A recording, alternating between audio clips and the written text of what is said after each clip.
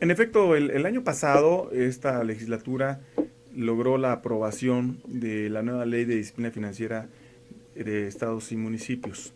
Esta nueva ley responde a un reclamo de la sociedad en favor de la transparencia, en contra de la opacidad y que busca una clara rendición de cuentas y que los manejos que tienen los municipios finalmente tengamos una claridad de en qué se aplican, que sean recursos que no vayan a incrementar el gasto de personal o lo que llamamos el gasto corriente, sino que verdaderamente tengan una dirección hacia las obras de infraestructura y mejoramiento de los servicios públicos que los estados y municipios presten.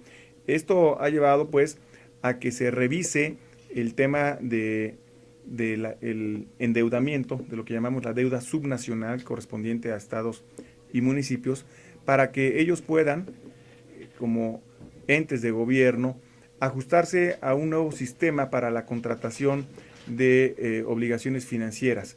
Las deudas, en consecuencia, tienen que, hoy, con esta ley, ajustarse a nuevas formas para, uno, cuidar el sistema de alertas, quiere decir que cuando los estados estén presentando endeudamientos que van por encima de su capacidad de pago, esto es, que vienen a comprometer el sano ejercicio de las finanzas públicas, se enciende en este sistema de alertas como un semáforo para que la Secretaría de Hacienda pueda en ese caso emitir una recomendación de no contratar más deuda que irá hacia los bancos.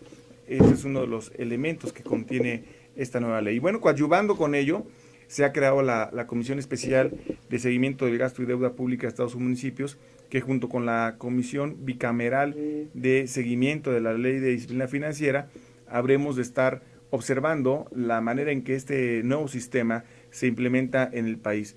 No solo para un tema de carácter, digamos, coercitivo, sancionador, sino ante todo como una forma de acompañar también la aplicación de buenas prácticas de gobierno. Por eso sí, en efecto, publicamos un cuadernillo que aporta a los municipios pues una forma digerida en un esquema de preguntas y respuestas, cuáles son los rudimentos de esta ley y por supuesto les compartimos el texto completo de la misma.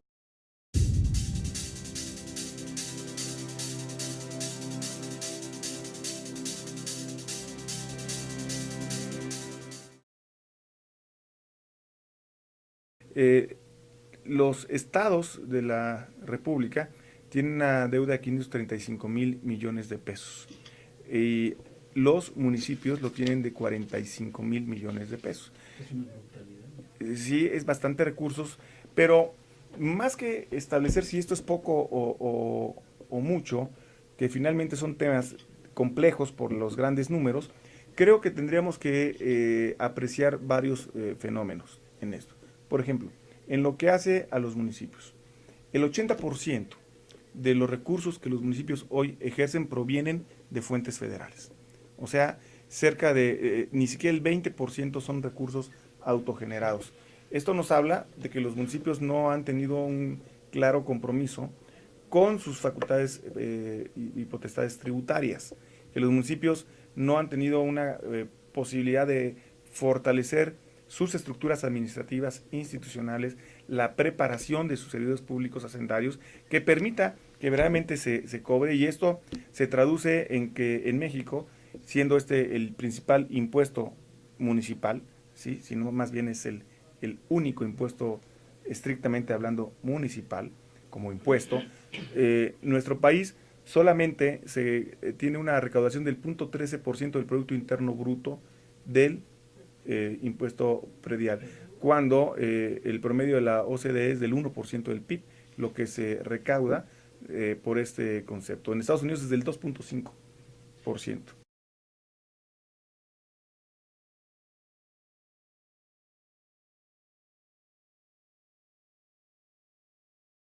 Tenemos un problema muy serio en asimetrías municipales.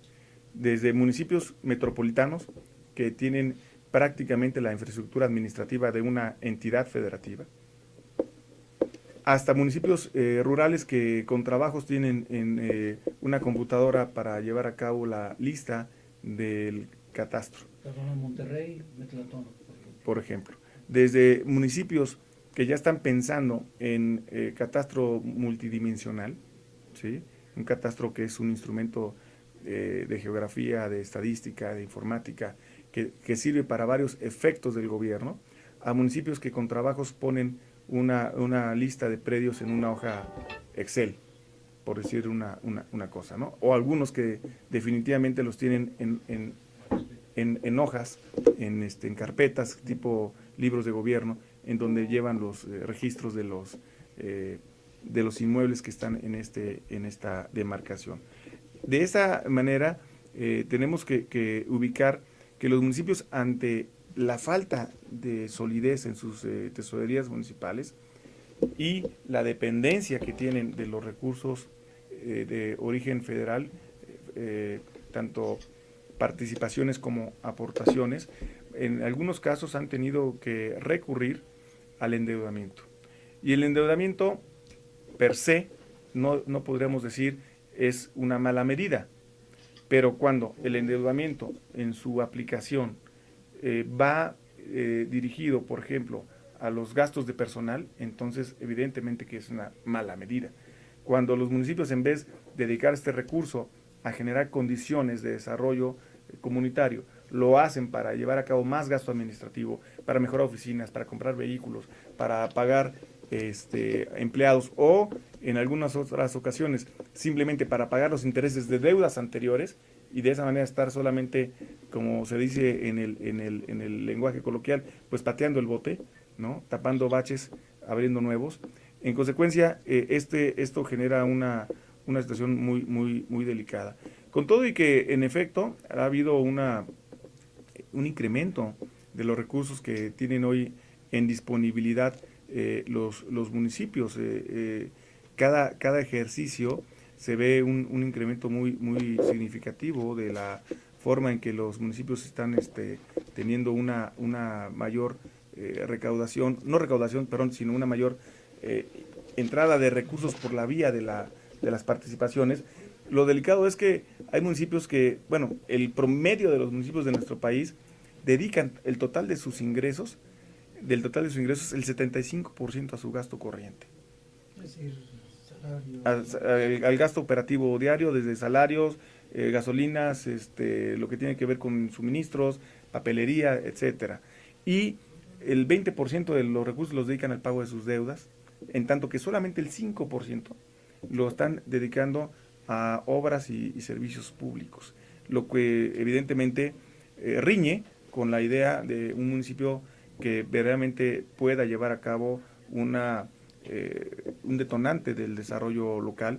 Y esto también se evidencia en datos como, por ejemplo, de los casi 1 millón de funcionarios públicos municipales, ¿sí?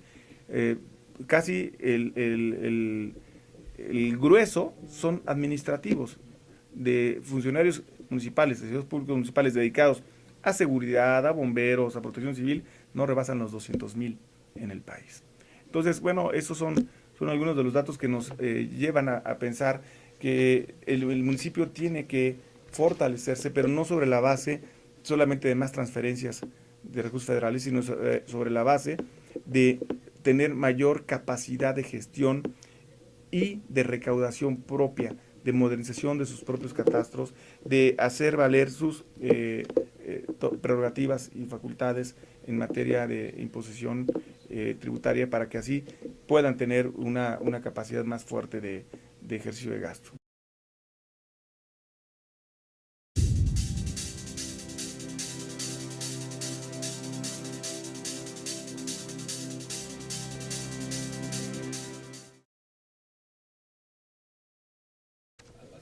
Por supuesto, muchos municipios del país, en efecto, no llevan a cabo esta labor por varios fenómenos que lamentablemente siguen existiendo en México. Uno de ellos tiene que ver con la improvisación de los servidores públicos municipales, que en la inmediatez de sus gestiones cortas de 3 años, pues prácticamente están reinventando la administración cada 3 años, ¿sí? Llegan servidores públicos y, como no hay un servicio profesional de carrera pues cada 3 años hay que enseñarle a alguien más a ser tesorero municipal, a encontrar cómo hacerle para primero descubrir qué le dejaron en la tesorería. No me refiero a dinero, sino de todo lo que es la, la, la, el inventario de documentales y de estudios para poder seguir cobrando. Ha habido casos de municipios que llega una nueva gestión y la anterior se llevó el padrón catastral. Lo hemos visto en municipios cercanos al Valle de México o del Valle de México, para no evidenciar ahorita a ninguno. Pero eso nos habla de digamos, de la precariedad del servidor público municipal, que no le está dando continuidad a una política pública y que está teniendo una improvisación permanente. Los municipios también están careciendo de una planeación de mediano y de largo plazo. Pareciera que solamente están administrando el día a día, y una falta de planeación que les lleva inclusive a que no estén viendo más allá de su propia gestión. Esto es muy evidente cuando, por ejemplo, observamos que los municipios no están tomando inclusive la facultad que tienen en materia reglamentaria. El grueso de los municipios no hacen valer esta facultad que tienen por mandato constitucional de proveerse su marco normativo interno. No tienen reglamentos ni siquiera internos, el reglamento interno de la administración pública y muchos más. Y en consecuencia, ¿por qué no se cobran? Porque muchos asuntos no están regulados de cómo se cobran. Vamos a pensar. Para que un municipio pueda cobrar, por ejemplo, el derecho de estacionamiento, ¿sí?, tiene que tener un reglamento que marque cómo se opera este tema. Y aunque esté en los códigos financieros de las entidades, si el municipio no tiene quién lo debe cobrar, cómo lo debe cobrar, quién es el funcionario responsable de llevar a cabo estos registros, por ejemplo, de estacionamientos, pues no los cobran.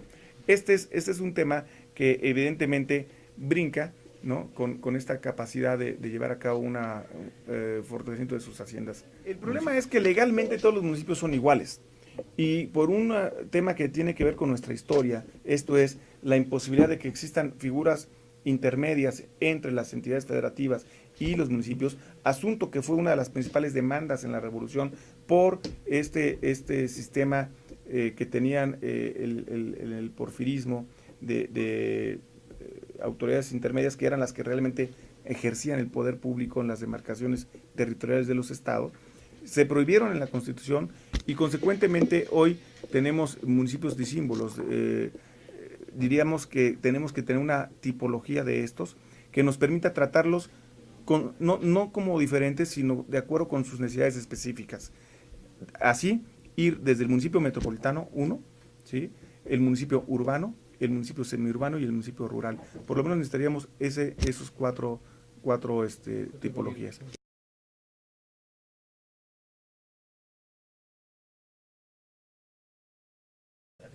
Bueno, en principio es una labor de difusión, es una labor de acompañamiento y por supuesto una labor de apercibimiento. ¿Por qué? Porque necesitamos que la gente sepa que ya no es un tema en cada uno de los municipios del país de cuestión de voluntad el poderse endeudar de forma discrecional, sino que ahora habrá un sistema que le estará, digámoslo así, cuidando, vigilando, auditando. Porque no está la ley sustituyendo las facultades que tienen las legislaturas en materia de aprobación de contratación de deuda. Eso sigue siendo una facultad de las legislaturas cuando las deudas que se contraten rebasen el periodo constitucional de una administración pública municipal, sino que lo que está haciendo es, primero, un registro público único de deudas, que evidentemente, como tal, en el portal Transparencia de la propia Secretaría de Hacienda, uno puede acceder libremente y ver qué municipios han contratado deuda y cómo está evolucionando la deuda. Entonces, esto es muy útil para el tema también de lo que viene a ser la rendición de cuentas, porque el ciudadano podrá ver cómo su municipio podrá ir dando cumplimiento a sus obligaciones financieras. Pero también será un sistema que permitirá, este cuaderno que estamos enviando, a los municipios tener claros sus obligaciones en los términos de la ley, que marca la ley en cuanto al cumplimiento de diferentes etapas que prevé la misma. Ya empezó el sistema de alertas, ya empezó el registro público único de deuda en el mes de noviembre. En el mes de abril empieza el sistema de alertas que va a señalar a detectar cuando un municipio esté saliendo de su correspondiente parámetro de sanidad financiera para contratar deuda. Y bueno, este aspecto también permitirá que las deudas tengan hoy la posibilidad de adscribirse a un criterio de racionalidad y de utilidad pública, de tal suerte que podrán contratarse siempre y cuando el propio destino de la misma sea para un propósito socialmente útil, no para gastos corrientes. También esta información, difusión que estamos haciendo, va a permitir algo muy importante, que es homologar los reglamentos municipales y también, por supuesto, lo que las legislaturas están haciendo en este aspecto, para que todos podamos traducir estos criterios de racionalidad administrativa, de honestidad, de transparencia, de rendición de cuentas en los ámbitos de competencia de cada ente público. Esto nos parece que tiene que ser una reproducción de buenas prácticas y que consecuentemente podrá hacer que también los municipios estén entre sí buscando cómo mejoran la forma en que delante de la opinión pública de sus respectivos territorios están haciendo las cosas. Y en ese aspecto le apostamos a que los municipios verdaderamente tengan un compromiso no solamente con su administración en términos de los años en los que habrán de estar a cargo de esta responsabilidad, sino tengan un compromiso con las siguientes generaciones, en términos de que la deuda finalmente es lo que se hereda, y nosotros queremos que no se hereden problemas, sino que se hereden también, en todo caso, buenas maneras de hacer las cosas.